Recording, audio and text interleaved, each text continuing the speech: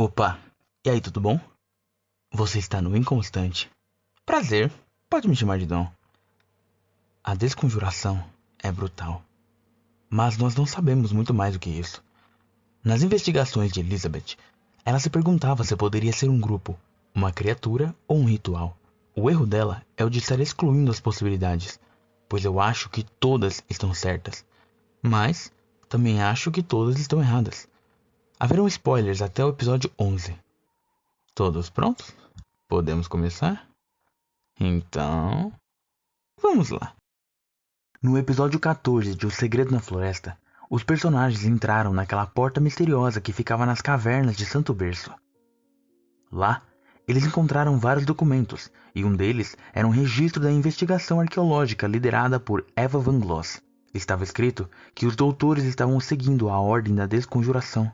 O termo Ordem cria um paralelo com a Ordem da Realidade, dando a entender que também trata-se de um grupo. Mas eu acho que é um pouco mais do que isso. Pesquisando pelo termo e por sinônimos de desconjuração, nós encontramos algumas definições que podem ser úteis para a nossa investigação. Uma delas é a seguinte: fazer juramento para determinado fim. Na season premiere da terceira temporada, os personagens estavam atrás de Elizabeth e foram até seu apartamento em busca de pistas. Eles encontraram algumas anotações que ela deixou para seu amigo, Gustavo Domer.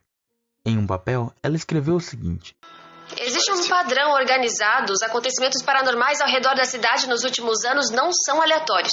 É como se alguém estivesse orquestrando cada um dos eventos em sequência. Cada caso contém entidades e ocultistas diferentes, mas todos eles parecem apontar ou responder a alguém superior. Até os que eu investiguei. O meu primeiro caso, a morte de Leonardo Gomes, e depois a minha primeira missão na escola que pegou fogo. E depois o caso do Santo Berço. O mesmo grupo está por trás de tudo isso. No episódio 6, os protagonistas estavam investigando o orfanato. Algumas coisas interessantes aconteceram por lá. Eles se depararam com um lodo parecido com o que eles enfrentaram em Santo Berço. Kaiser encontrou um cartão SD que ele levou para a Ordem. Ele colocou em um computador e apareceu o símbolo do anfitrião.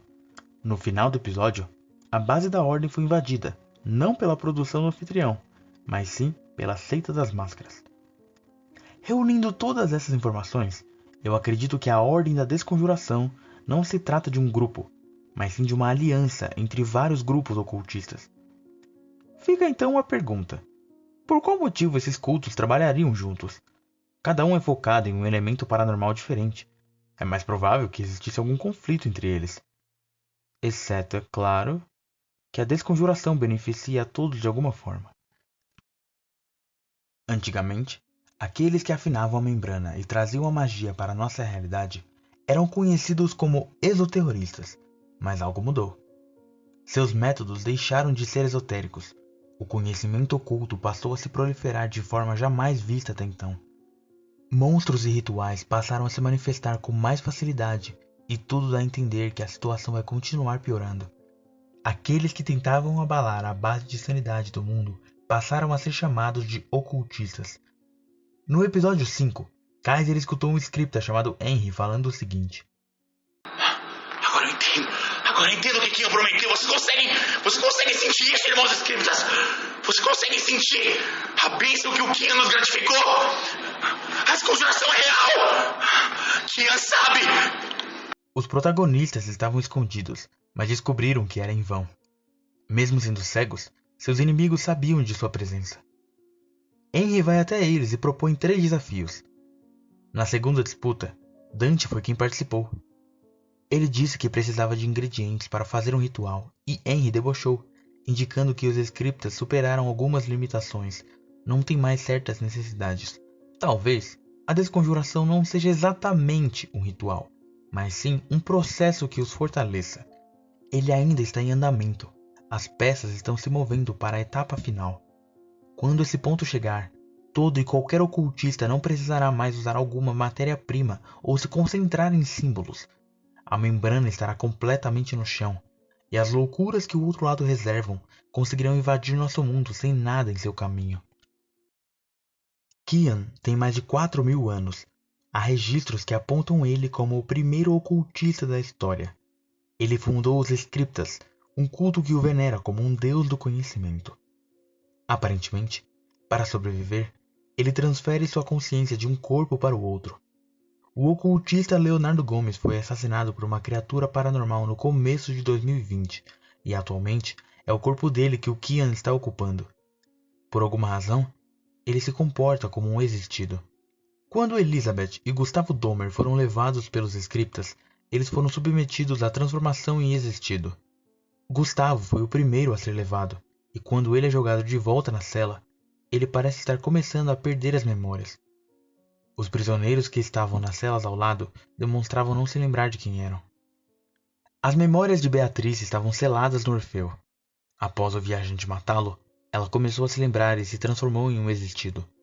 Na descrição do Instagram do Ordem Paranormal, é dito que os existidos repetem apenas o próprio nome, e no episódio 6, quando o Kian aparece, eles começam a pronunciar o nome dele. Eu acredito que, assim como o Orfeu guardava as lembranças da Beatriz, os existidos servem como receptáculos para fragmentos da memória do Kian. Eles seriam quase como uma grande biblioteca viva, que contém todo o conhecimento que ele acumulou ao redor dos milênios. Imagino que ele esteja cansado de pular de um corpo para o outro, de ter que dividir sua sabedoria para não enlouquecer. Kian sabe, mas saber tudo é perder tudo, e ele quer recuperar. Para chegar o mais próximo possível de seus delírios de grandeza, ele pode tentar se transformar em uma criatura paranormal, uma que seja forte o suficiente para conter tudo o que ele sabe. Dessa forma, ele finalmente poderia se proclamar como um deus do conhecimento, a própria desconjuração. E chegamos ao fim. E aí, será que eu viajei demais? A minha teoria anterior sobre o Gal já foi praticamente desmantelada, mas as que eu trouxe nesse vídeo parecem fazer mais sentido. Me contem o que vocês acharam. Muito obrigado por me acompanhar até aqui. Um beijo